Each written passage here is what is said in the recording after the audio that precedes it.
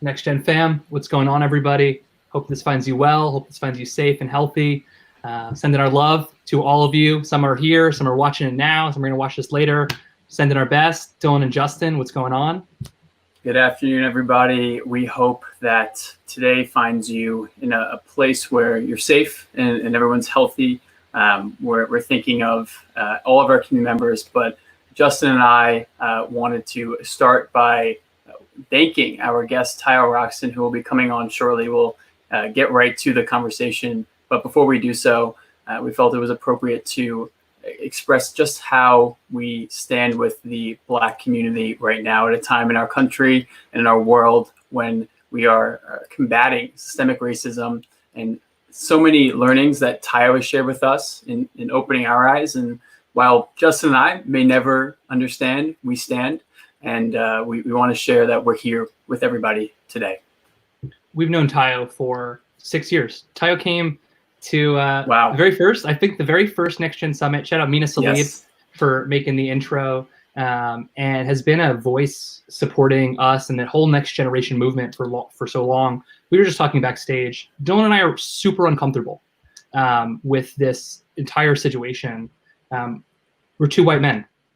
We can never even come close to understanding. And Tayo has helped so many people navigate that. And we think that our job, I don't want to spoil too much what Tayo, he just dropped this note, but our job of helping people get comfortable being uncomfortable. Shout out Josh Lafazan, who has been teaching me that for years. Getting comfortable being uncomfortable so we can do our job, which is to help the next generation win, keep them moving forward. And in this time particularly, lift up marginalized voices, Black voices in particular, during these crazy times. So we're with a lot of our community out there who is wanting to understand, wanting to educate, wanting to learn, understanding you can never really understand. And we're really grateful for Tayo and for all the community coming together during these times. We want today's conversation to be truly a safe space. Any questions on your mind, anything that you have been uncomfortable sitting with the past week or watching or reading or learning, let Tayo be a resource for you. He has been someone, as Justin said, that has impacted both of our journeys tremendously, impacted the journeys of thousands of next geners through his previous speaking engagements and teachings. But without further ado, I'll read a quick about Tayo in his own beautiful words, and then we'll get him on here. Tayo Rockson is a storyteller. He's a cultural translator and a brand strategist for change makers. As Tayo puts it, his ultimate goal is to build the next set of global leaders by teaching individuals how to communicate effectively across cultures and communicate with impact. Tayo believes there are two reasons that people don't think they can make a difference in the world. The first being a fixed mindset, and the second, a limited worldview. Tayo works with these individuals and organizations to improve their cultural competencies, expose them to new ideas, and ultimately grow their ways of thinking. So without further ado, let's welcome Tayo to Next Gen Live. Hey. Tayo, just popping in. I know. It's like, hey, I'm right here. But thank you all. Thank you for the kind words, and thank you for being willing to sit with the discomfort. I don't think it's a secret at this point that the world is on fire. But what I want today to be is an opportunity for many in the entrepreneur space to ask questions that they've wanted to ask, or questions that maybe they felt uncomfortable asking. And I'm going to do my best to address all those questions, but I'm also, going to be as real as I can be. And I ask that you all, commit to sitting with any discomfort that you may be feeling or any resistance that you may be feeling. So, without further ado, I'm looking at the comments. I mean, I have to make sure I manage the comments. I see Jimmy, I see Rich, I see Rachel.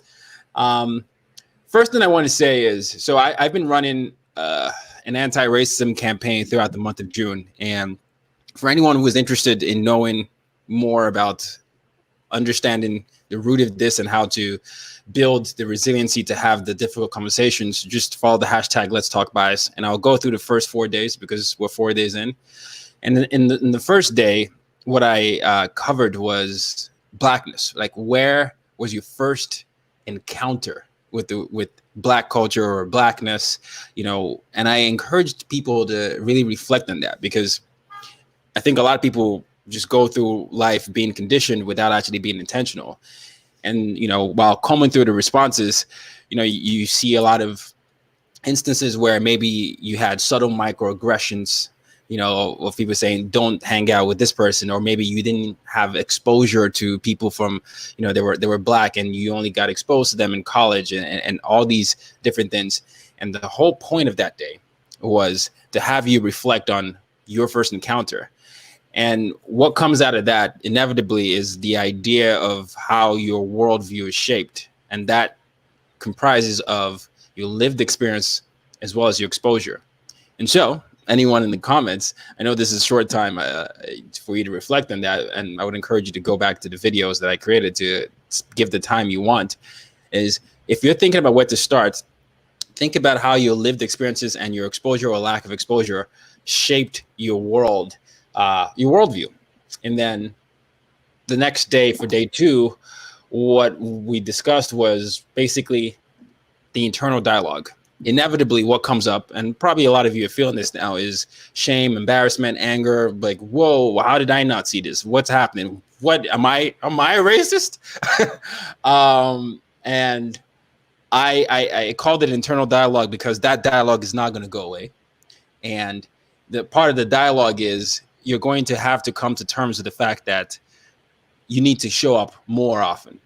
And also, you're going to come to terms with the fact that maybe you can feel sad for a certain moment and mad for a certain moment, but you can go about your day. On the other side is people are dealing with this every day, whether they tell you or not.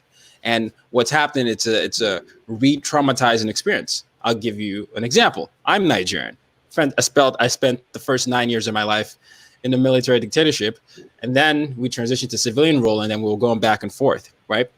A lot of what's happened in the world, whether it's through colonization or any of this, or imperialism or just enslavement, is when you see a Black man or a Black woman or a Black, gender non-binary individual killed, you feel like that's your brother, or it's your sister, or it's your mother, right? And that keeps coming up. And then you remember all the times you've had to show limited versions of yourself so that you don't perpetuate a narrative. And I've been angry, so much angrier than I've ever been in my entire life the last couple of weeks. But before, if I wanted to express that anger, you have the angry Black man stereotype or the angry Black person stereotype. And I am already a natural loud person, and I can't tell you how many times I've had to police my voice to make sure someone isn't threatening. When Ahmaud Arbery got killed, particularly triggering for me because I've had that same experience. I moved into an apartment in Upper East Side, and I just worked out, so I was in a tank top, and I knocked on the door, and the lady was saying, "Hey, hi, how are you doing?" Because I was trying to go to the Penn. It was a rooftop up there, and it was my first day. I was like, I want to see the building.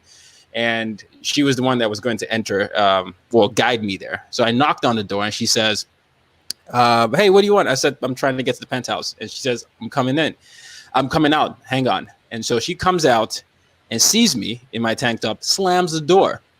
And I'm shocked for a little bit. She's an older white woman. And then it instantly clicks in. I just worked out. I'm 6'1", and she was maybe 5 feet, and she was frightened. And my head was, don't even try and knock again. Just go back to the elevator. Go to the elevator, and the elevator's slow, and who do you know is coming out? It's her and her grandson. And we get into the elevator, and she covers her grandson in the elevator to the corner of as I'm in the elevator standing, and I'm just trying to smile to make sure I'm not scaring anyone. And I just go to my room, and I go about my day. But stuff like that happens all the time. That's just one story that has happened to me on a regular basis. And when all these things happen, you start to wonder, is it even possible for me to exist as myself? Can I wear a normal shirt and be okay? Should I stop working out? And all these thoughts keep happening. And so that's what's happening right now with a lot of Black American, a lot of Black people all over the world. You're experiencing all those moments where you felt othered, and now it feels like people are listening, and there's this juxtaposition of relief but anger that it takes another death for you to actually wake up, right? And so I just want people to understand that context. And so with day 2, we'll go into inner dialogue, is understanding that yes, there is that privilege of being able to check out and check in, or be comfortable and be uncomfortable. And so it's very important to always be mindful of that. And with day 3, I covered white supremacy. Now, this is a term many people are very uncomfortable saying, because a lot of times people think that when you say white supremacy, you're only talking about the skinheads or the Nazis. But white supremacy is a system that centers whiteness as the dominant and as a standard, implicitly, explicitly, or systematically. And essentially, I would encourage you all to go through the homework, and I'm going to put the link in so you all can share. There are certain ways history of the world has been whitewashed, right? How the world became the way it is, how America was built, how many of these things came about. And when you start standardizing whiteness by saying, oh, this is the only way to be polite, this is the only way to wear your hair, this is the only, anyone that talks this way is not speaking English, anyone that talks that way is a thug, you are starting to promote something. And by the way, white supremacy can be promoted by anybody from any race. It's not like just a white people thing. I've seen immigrants do it. Many people of color have done it as well, because when you don't know your history, you tend to think something is standard. And I'm encouraging people to reflect on that, especially as you're starting companies and you're starting and you're building teams, is if you say you want to be a leader of people, if you want to be a leader of teams, you want to understand your customers, you really have to understand that you need to ensure that everybody gets to experience the full spectrum of their humanity, right? It's not about, why did you wear your hair this way? Because it's natural. That's what I always tell people. Because I used to, when Justin and Dylan met me, I used to have a lower haircut. So that's how they met me, because it was drummed into me as a kid that if you grow your hair, you're going to be seen as like some of those other people, or other Black people. And it's only musicians and athletes that can do that.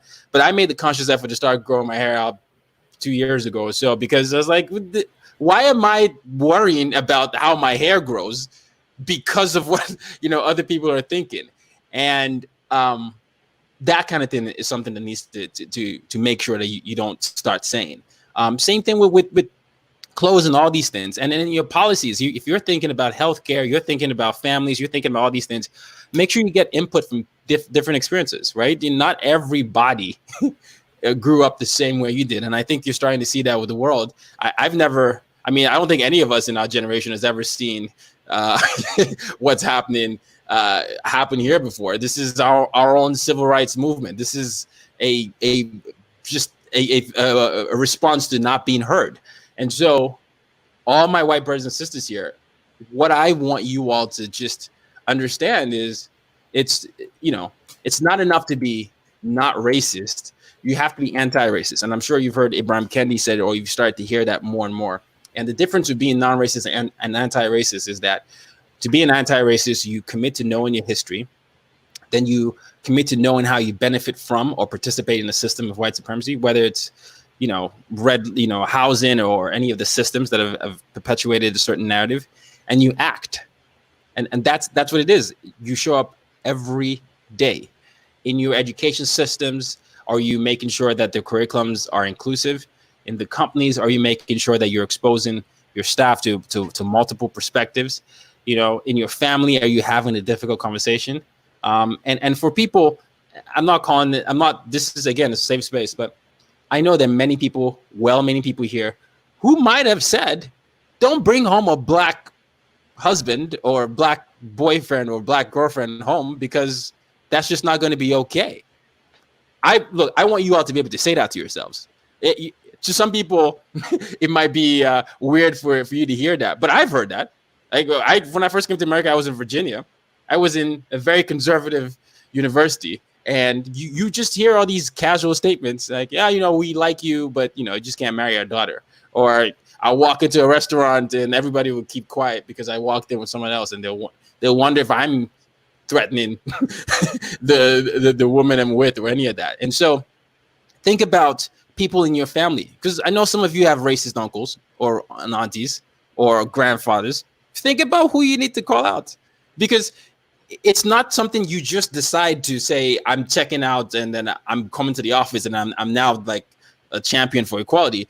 You're a person that exists in a family system and in a workplace. So if you don't check it, it's going to come out in something you're going to say or some unconscious biased behavior.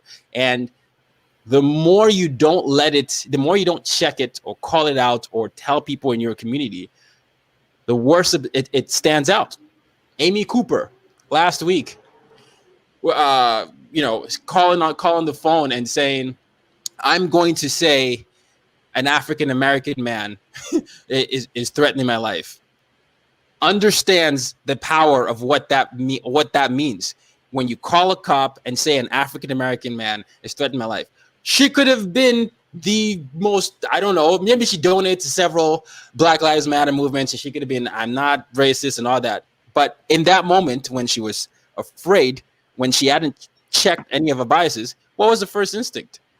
Fear. So I'm going to do what I know is going to cause harm to this guy, and I'm going to weaponize it. And so that's what happens when you don't make this an intentional practice. So it's going to mean all the jokes that people say in your office, need to be stamped out. All the discomfort you've had around interacting with certain people or certain neighborhoods, you have to come to terms with saying, well, why am I uncomfortable with that? And how can I make myself, more comfortable with this discomfort? It's going to mean figuring out to expand your hiring pool and doing the work to doing that. It's also going to mean not saying I tried and I couldn't find anyone. You're going to have to do research. A lot of this is going to have to be educating yourself, because there's so many things to unlearn. And once you unlearn, we have a good step. But I've been rambling, so I want to take some questions. No, Tayo, I have so many themes that are clearly coming up in the comments here. One of them being Jimmy just putting that here. Actions speak louder than words goes to, you don't have to, not just being not racist is not enough. Is a big wake up call. I think that this week has brought to many people that like, I'm not a racist guy. Like, I'm in my lane. I'm doing my thing. I'm good. I think is the view, and clearly it's not enough. I think that is clearly resonating with a lot of people here. Yeah. The funny thing is, I think people are coming to terms with the fact that many people have been living in multiple worlds. Just because you have a Black friend or Black, family, and the person is jovial. I mean, everybody that knows me knows I'm like the jovial whatever guy, but that doesn't mean that there's another reality that has to happen. I always remember I have to be mindful of what I'm wearing, what time I'm going out, what time I'm jogging, and then I have the added layer of being essentially an immigrant in the country. So there's the stereotype of Nigerians that people have as well. And then the, wow, you speak English type things that I always get. So it's an interesting experience, but as overwhelming as it's been to get these messages and to be running this anti-racism campaign all month, I am optimistic that we are at a tipping point for people to make change. And I think for once we have many people's attention. And the other thing, by the way, this is the other thing. If we want to break down systems, and I'm saying this because I'm not a citizen, so I can't vote. I'm not telling you who to vote for, but you can't not vote, locally or state-wise or any of this, and you can't not do the research. That if you're wondering how these things are funded, you need to be able to hold people accountable that are making the decisions. It's very easy to do something every 2 years or every 4 years. Someone campaigns, the person, I'm just going to drop my ballot and do all these things. That's not enough anymore. You have to be able to see, hey, what is your campaign for people of color? What's your campaign for black folks? What's your campaign for immigrant? What's your campaign for that? You have to do that. The only people that can do that, especially in a democratic country, is you need to research what's happening with these people, because many people rely on the fact, many racists and many people that are politicians rely on the fact that people will not do the work. Totally. That is the number one thing that they rely on. They can be charismatic, say the right thing, get you to do something, and that's going to be the case for the next 2 years and next four years. What's happened now, well, I don't agree with some of the things. It's people are being held accountable. I don't blame anyone for being angry or expressing the anger in any way. But I mean, I don't want anyone to die, and I'm never a proponent of that type of violence. But I'm saying what's happening now, where people are being brazen enough to, especially in New York, to defy curfew and stay on this, is a result of people not being listened to. And so we can't just lean on the fact that, to what Justin was saying, I'm not racist and I have black friends and I've donated here. You have power with your votes to do something. So if you need to bully some politicians at the pulpit, like Killer Mike was saying, then do that. Yeah.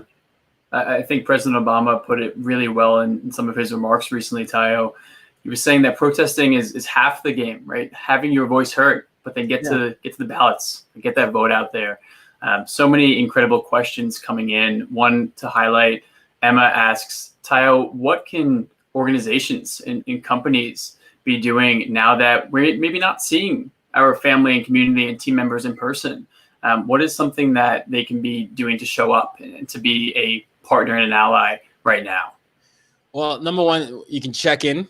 I think I've talked to so many of my black friends who are going to work as is. No one is even checked in. You have to understand that it's okay to give someone days off or all these things. You know, it's fine. Take a stance. That's the other thing. We're here in New York. This Knicks guy, Dolan. I don't want to call him his full name, and everybody that knows the Knicks knows their owner is just an interesting guy, an incompetent leader, but he came out and said he's not going to make a stance. That's not okay, because there's just either right or wrong at this point. So if you're a company, call it out, highlight resources that you are creating to create safe spaces. So a lot of people are going to be experiencing traumatic experiences, right? And they're going to be seeing their brothers and sisters. They're going to be going back to moments they've had. They're going to be worried for their safety. As a company, what are you doing to create that safe space for people to vent out and feel the anger? And feel the anger without any apology, right? You know, at this point, listening is very important, but I don't want anyone to be tone policing someone else and saying, not me. You talking about my ancestors. This is channel is somewhere else. That can't happen.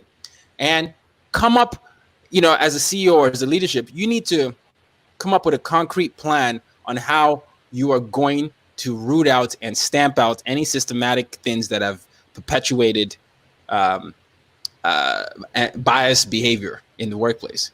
So you create the safe space, you ask the questions, and whatever you get back as feedback, turn that into actionable policies and actionable plans, and make it public.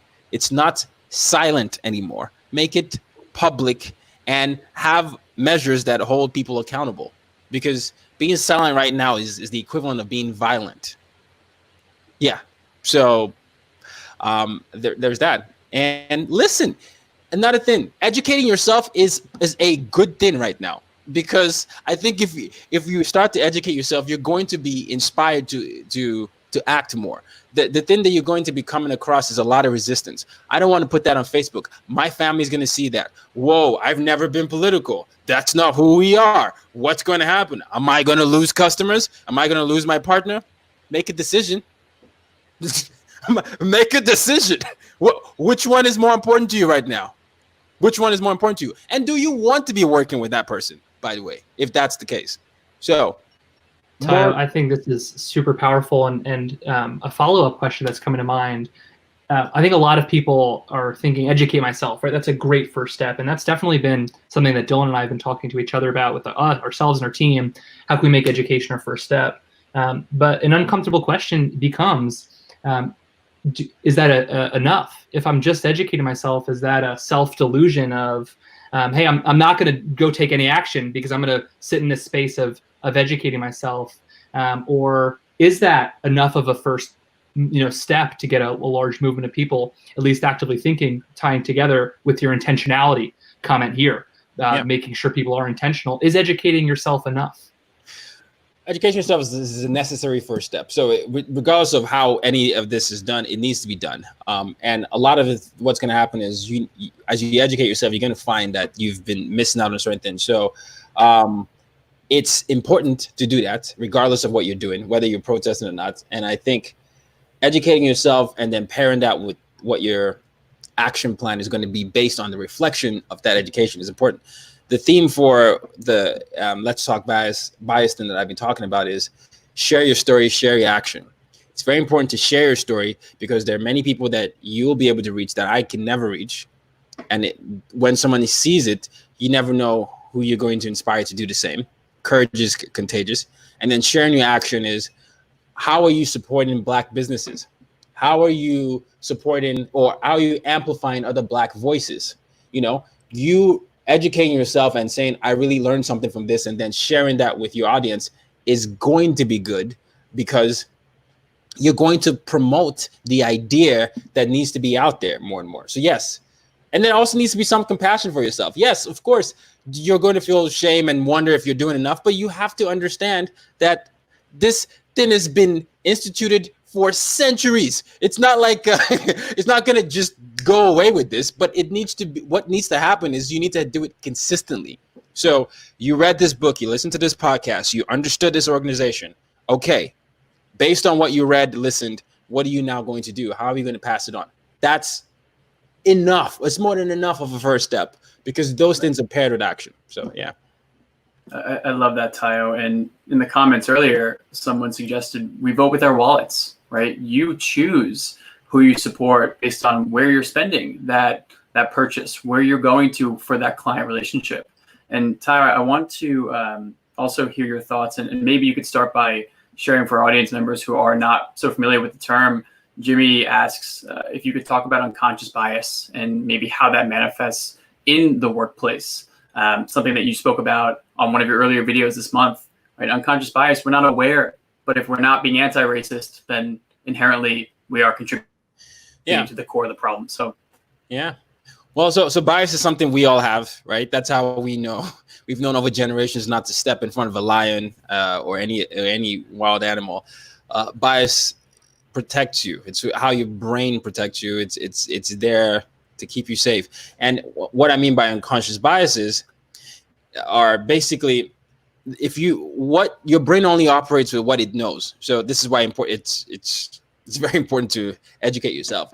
So if you grew up in a society that didn't have maybe any Black person or any person of color, and you've only heard narratives about people of color, Black people from the media and your grandparents or your kid and your family, that's inevitably going to affect how you think. And so then when you go into the workplace and you see a name that doesn't sound, English or Americanish, a bias can be there where you're like, I don't know.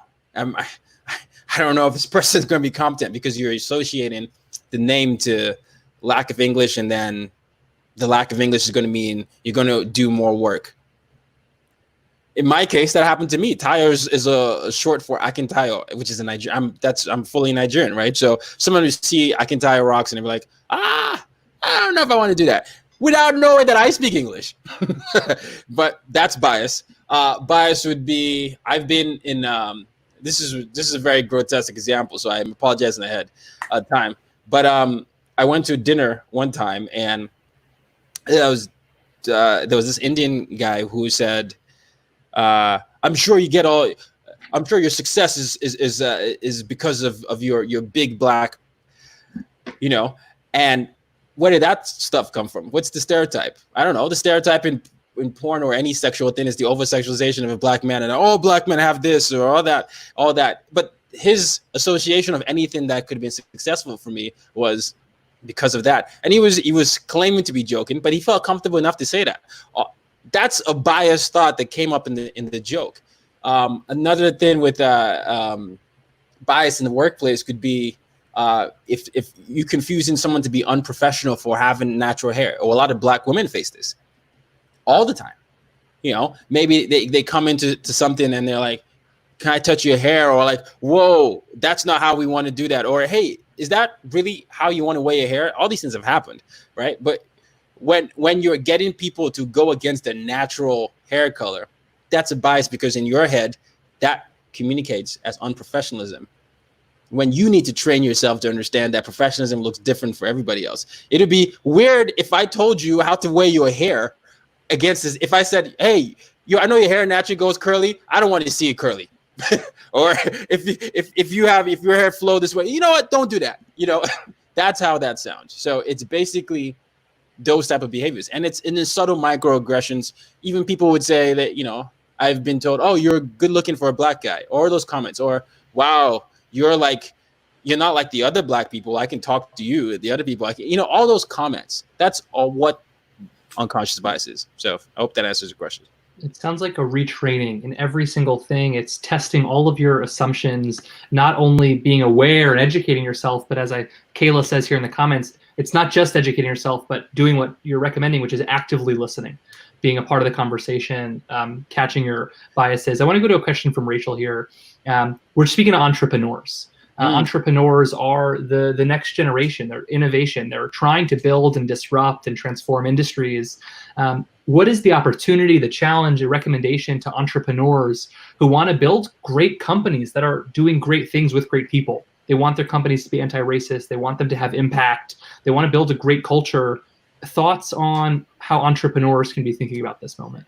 I think entrepreneurs can really re-examine the word inclusive. Okay.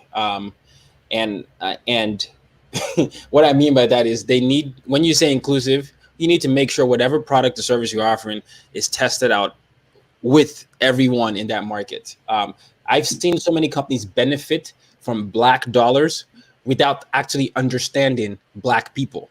And so when you just rely on the fact that I don't care, you know, people are going to buy anything I'm going to do, you're not going to be able to train.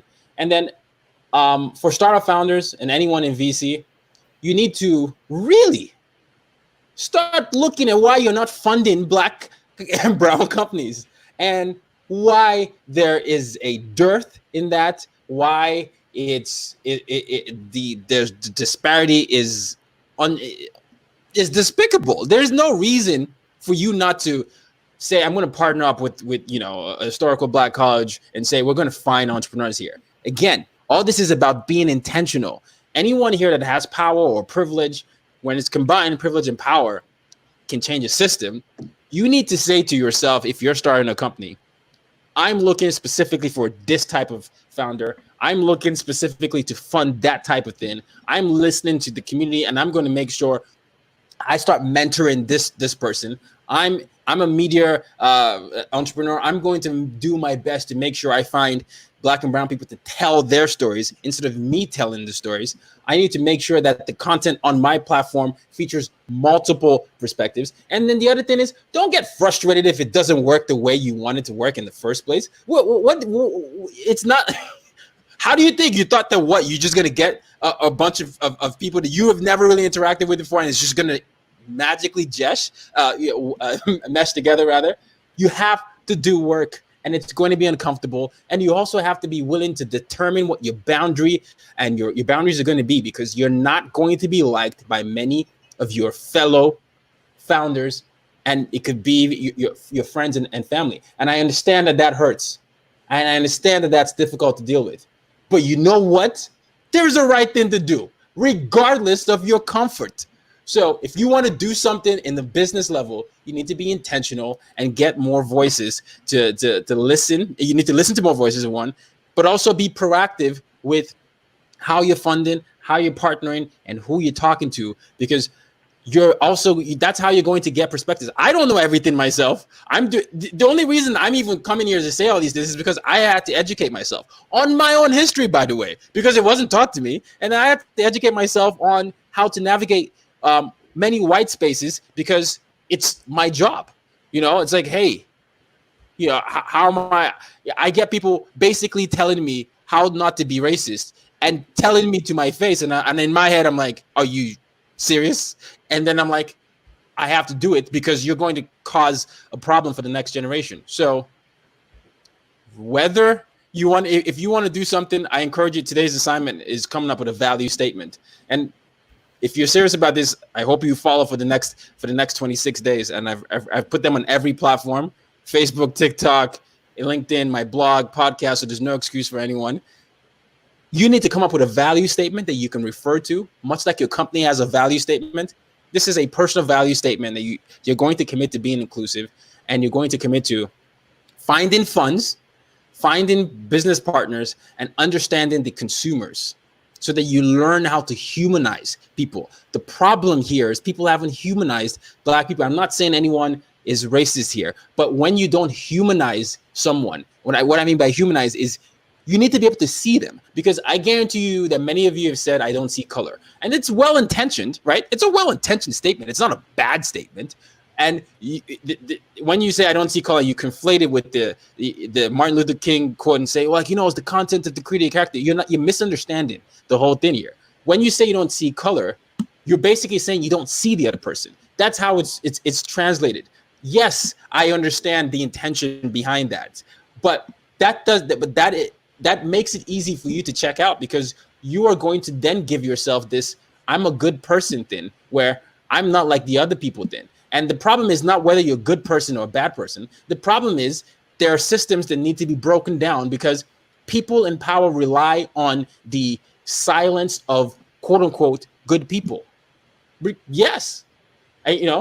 Whether it's the guy in charge or a government, they know that no one is going to say anything. Who are the loudest people? It's all these racists that come out and start feeling emboldened because now all of a sudden they have a voice. What would happen if you gave the white moderate majority a voice and said, hey, you know what? We're going to find a way to humanize someone we don't understand today. And we're not going to be shy about it. And, I'm going to commit every day this week to amplify these voices. Imagine how many people you're going to retrain doing that. Very simple, but also very hard to do. Simple and hard. Simple and hard. Love that, Tayo. And we've spoken about the need for educating and exposing to the voices, the right voices, if you will. Talk to us a bit about where you point individuals who maybe are in a space where they haven't had, let's say, that first conversation. They are scared or frustrated and nervous, perhaps. We're going to send them all to your Let's Talk Bias assignment for today and the various resources you are putting out. What are some other materials or books even or podcasts and shows that you have found successful in starting the conversation? I'm going to put the link to that here. So I put it in the private chat. And so we'll get that out for sure. Yeah, we get it. So I compiled a list of things to do in an actionable way, but also books to read and podcasts and things like that. So so that should be, I just shared it in the private chat. So that should be awesome there. Awesome. We'll definitely get that out. And anybody who's listening and amplifying voices, Rachel putting it in the comments, Kayla talking about inclusion, rich human connection. Thank you, everybody, for engaging with Tayo. We encourage you to ask more questions and use this time to the best of all of our ability to get better together and to understand that we may never have all the answers, but this is a first place to start. We have to learn, we have to grow. Emma has a question about, for recent grads, Tayo, who are trying to figure out how to use connections to improve student life and how campuses can deal with racism. Any advice on that impact as an alumni? Yeah, I think we need to hold deans accountable. Sorry, I'm trying to type. I'm going to be hosting a live. Multitasking. I saw Justin said this. All right, this Sunday, and I'll get that there. All right, so hold deans. I went to Fordham. I saw someone in the comments say they went to Fordham, and I went to a very Go Rams. Yeah, go Rams. And then my undergrad is just at this point they're almost beyond help. At this point, it's I went to Liberty University, and the chancellor is just he keeps putting. That's another question, but alumni. what do schools require, right? They always want donations. They always want funds and like, hey, help support. Put conditions around those things. Hey, happy to support, but I need to see a plan on what you're going to do to diversify your base. And not just one person, a bunch of people do that. If enough people do that, there is no school that's going to want the bad publicity and also the lack of funds coming from that. So I would encourage alumni to band up and team together to do that, because the only way we're going to get through progress or have progress is when we learn how to hold people accountable. And holding people accountable doesn't mean I'm not telling people to cancel people. That's what I'm saying. I'm just saying, look, just hold someone accountable and hold brands, hold companies, hold governments, hold them accountable. Just have them do their job. How about that? and then we'll have that. We'll have a movement. So. Yeah. Tayo, thank you so much for being here today. One of the greatest contributions is what we opened with, which is getting people more comfortable with being uncomfortable with a lot of these situations, because that is the only way we're ever going to be intentional about charting a path forward. So thank you for supporting us in learning and educating about this. We're going to direct a lot of folks after this to your resources. But from Dylan and I, really, it means so much that you joined us today. So thank you. No, thank you for having me. Thank you for being willing to have the conversation. I've always loved Next Gen, so this is great. So and thank you all for showing up. By the way, we're only getting started. I know it's a little scary sometimes out there, but please don't give up. That's the one thing I can say. Don't give up. Tayo, Rockson, everybody, check the comments after. Thank you so much for being here. Thank you. My pleasure. To everybody who is in the comments, we want to thank you one more time. Absolutely incredible to see how many folks are stepping up and recognizing that I don't know where to start. I am uncomfortable. I feel as if I'm a white male. Where do I go? How do I add value? Asking the question, learning from people like Tayo, and getting everything else out of the way. That is the path. And that's not the full journey. I can't speak from anything other than my own experience, but that is how we start. And Tayo's given us a little bit of a roadmap, which is everybody, stage 1, educate yourself. And then we can worry about a lot of the stage 2 we have to do. But for everybody watching, nextgenhq.com/equality. We're going to drop that also in the comments. We're Next Gen, trying to do our best to lift marginalized voices, lift Black voices, share resources, share the education we're trying to compile ourselves. And thank you to our content and community team, who's just been incredible in trying to piece together these resources. So we have a lot of work to do. We do not know all of the answers, but people like Tayo, who are leading us to step forward, we thank you so much, and we look forward to more of these conversations. And for anybody out there who might be listening, as you come across organizations and groups that are doing meaningful work, individuals like Tayo, please do send them our way so we can help amplify those voices and ensure that their message is heard across the entire community ecosystem. And we're here for you. Bottom line, if there's a way that we can be helpful, full well acknowledging that we don't have all the answers, reach out. We encourage you to drop us a note in the comments, message us on social media, shoot us an email. NextGen HQ stands for everybody. We stand for the Black community, with the Black community right now. And we could not be more thankful for everybody joining us here this afternoon.